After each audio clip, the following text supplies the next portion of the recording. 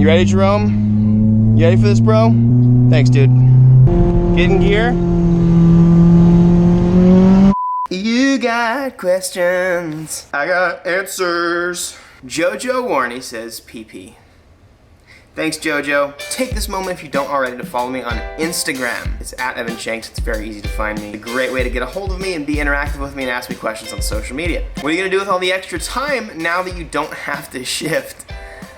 I'm probably gonna travel the world, honestly. I'm gonna save so much time by not having to use the clutch pedal. Andrew Barney says, what are your first 5 mods and what wheels are you gonna go with? I really wanna do GTR headlights, carbon fiber D-shaped steering wheel. Looking at suspension, I'm not sure if I wanna replace the GTR suspension or not, because it's really good suspension, but I might get some custom spec PC racing coilovers. Definitely exhaust, downpipe, and then a tune. But what wheels? Kanse and I are actually in the works of doing custom spec'd 2-piece forged wheels. So I'm gonna be actually taking measurement of the brakes and all that kind of stuff for them, and they're gonna get me some wheels that fit really well. Army Tricks or straight pipe exhaust? I really want to I need to make this car louder. Army Tricks has a great exhaust. I did have their stuff on my Cayman, it was very good, but I might just do a custom like vibrant all the way back 4-inch. I really like when these cars are loud. They sound really good. I've always wanted the R35. How does it feel to own one? It is awesome. Could not have pictured enjoying this car more than I do.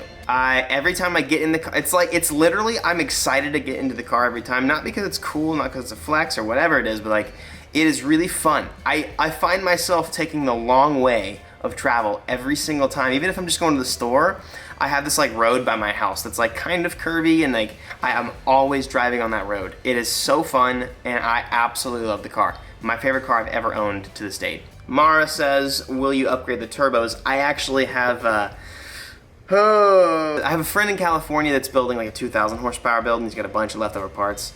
So I might get some SPD 1400 turbos. Right now, like, I'm stoked. Ethan and I are gonna tune it on stockish, like stock everything, maybe full bolt-ons and stuff, make it like 680. But like maybe the long-term goal is to make 1400. That would be sick. That would be really, really cool. And I have the resources to do that. Somebody asked, like, are you gonna paint or wrap the car? I think I'm gonna wrap it. There's no point in painting a car that has paint that's in this good of condition. That's just dumb. So I'm gonna keep the paint and then wrap the car so that I can preserve the paint. I'm thinking about actually making the GTR the exact same color that I am going to be painting the R33. Make sure you guys follow my Instagram. I would love you guys if you do. We're at 123K. Let's get to 125,000 followers. That would be sick. Cool. We have a couple things we need to do today. Well, actually just one thing only. I've been talking on my Instagram the past few days about racing my GTR and my Evo. I think it's pretty obvious that my Evo right now would win the race. I'm still curious, but I kind of want to save like the grudge match until this car is tuned and it has at least a little bit of a chance. You guys don't know, the 2009 GTR has like 480 horsepower. This car has 540. It weighs 200 pounds less than this car, or maybe a little, about maybe 100 or 200 pounds less than this car. But at the same time, this car is automatic. This automatic could actually end up baptizing this car. I don't know. But I think we're gonna save the actual like grudge match race for after this car gets tuned, which should be pretty soon. Something Victoria doesn't know how to do is race. And so what we need to do, you're my partner in this. I'm obviously gonna be driving the Evo whenever we do race. Yep. So I do need to teach you the basics of like what to look for. When to shift, how to even downshift to start the race. This is auto, and it can do it for you, but I'm gonna teach you how to do it manually with the paddle shifters and stuff. I'm gonna teach you some basic rules and some stuff to look for whenever doing roll racing. Keys are yours. Y'all hear that? Keys are mine. So you roughly know how to drive a manual. Like, you know how the gearing and stuff works. Thankfully, you don't have a clutch in this car. What I want you to do is drive in manual. Okay. So right now, see on this car, you have like, it tells you what gear you're in at all times. So right now you're in first gear. This will be a little better practicing for you, I guess, to like know when to shift. Okay. I'm gonna let you use the paddles. So this paddle is to go up a gear. There you go. And then the left paddle is to downshift. So I guess you're in second gear. See, it sounds good. Ooh, yeah, nice. Nice. So there's a few major components. The first part is just like lining up. Well, first you gotta go to a meet and you gotta talk a bunch of crap and piss somebody off, knowing that your car is faster. Never talk crap, never talk smack if you are a little bit unsure if you're faster or not, because then it really is just embarrassing for you. when we get on the highway, put it back in automatic and like floor it. Okay. And then pay attention to where Oh, that's a good way to it think shifts. about it. Yeah, give me a nice downshift. Oh, yeah. Now on this little road right here, do a little bit of an acceleration. Like do like a 3/4 throttle, half throttle, just to get used to it once these guys are out of the way. You're gonna get up there quick, so go. Shift. There you go. Shift. There you go. So it has a really good like safety basically. It won't let you shift past like I think 6,500 I think is what it is, or maybe 7,000. I couldn't see what it was. It's not like hurting the car or anything. It's just it'll stop the car and it'll feel like death. Go ahead, let's go to auto. I want you to watch, yeah. I want you to watch and see when it shifts. So this is a 60 roll. Whenever you say 60 roll, that means that the race is gonna start from a rolling 60, okay? And so just floor it and see where it shifts. Oh, there's a vet too. You're not flooring it. You distracted me. No, floor it. What are you doing? What are you doing? What are you God, you're supposed to whoop his ass. What are you doing? Go ahead and just 100% punch it. 100%. There you go. But you let off and it kind of shifted. But you see, it shifted to like 7,000. So did you get like a good feel of like where it was supposed to shift? Yeah. Okay, how are you feeling so far? Good. I was nervous because there's normally cops that hide right there.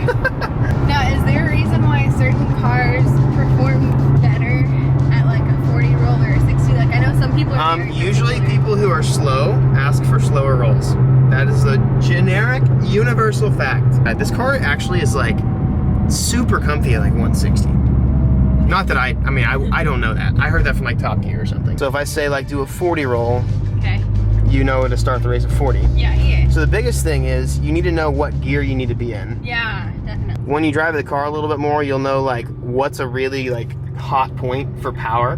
I would say probably like 4,000 RPMs. What you want to try and do is be like 4,000 RPMs or around that area when the race starts. Okay. So go ahead and shift down and go to manual mode. I'm going to say you're going to be in second gear.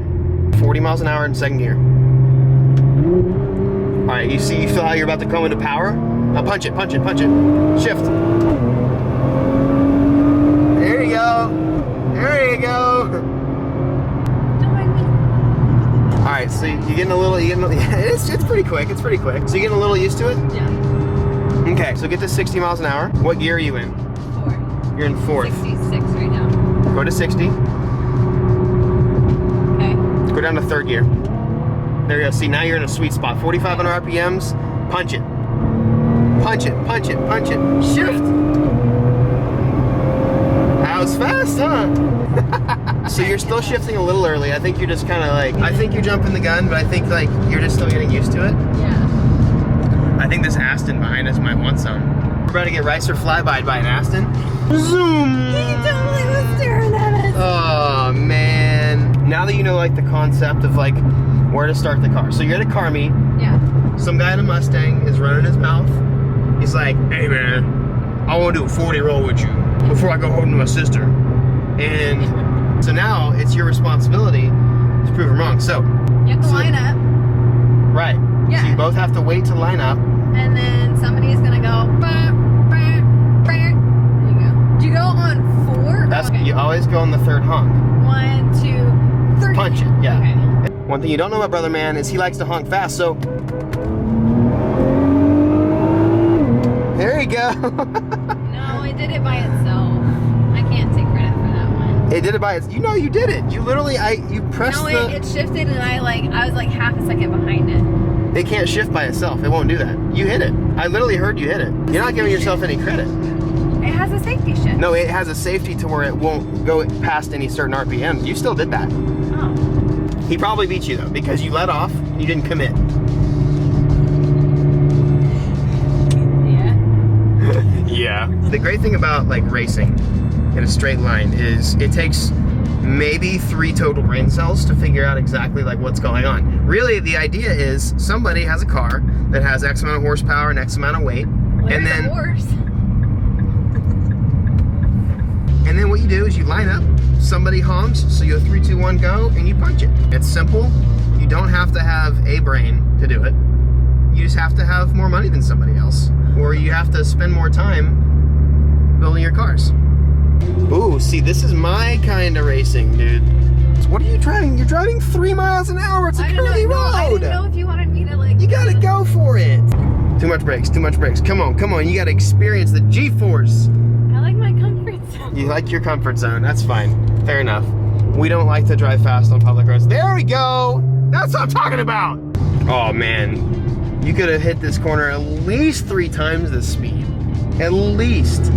Yeah, woo! 0.3 G-force. Whenever you're roll racing, a big thing to do for turbo cars, babe, it's called brake boosting. The idea is you get your turbo to spool before the race actually starts. And so this car, you can do it, but like turbos are gonna spool so quickly it doesn't matter, but I'll give you a little example. What I'm gonna do, you're gonna be able to hear the turbo spool. So my left foot's going down on the brake, you hear it, you feel it like kind of stopping a little bit? Yeah. So turbo spooling up, with a boost. Okay. Can't really see it. Oh my god. And so on a bigger turbo cars, that helps a lot. I don't actually know how much it helps on this car. It might have like a feature that doesn't let you brake boost or something, so that's something to consider. But that's another thing, like when this car finally has bigger turbos, or if it's tuned or something, that's something you do as well. Interesting. All right, let's test out your driving skills. And put these, oh, ready to lose? Man, you're already talking smack. You're already doing step 1 real good. I'll follow you. This is gonna be interesting. You think you're ready, babe? Are you ready? Are you ready? Do you wanna honk? You want me to honk? You can honk. All right. I gotta see, this is gonna be interesting because the difference between your car and mine is your car does not let out of boost when it has the shift.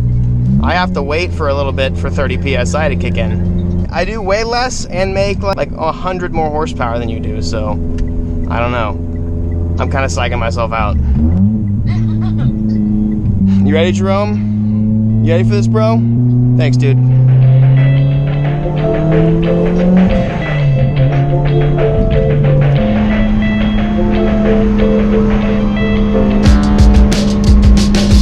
All right, we're about good. You ready? You ready? All right, here we go. Ready? Get in gear.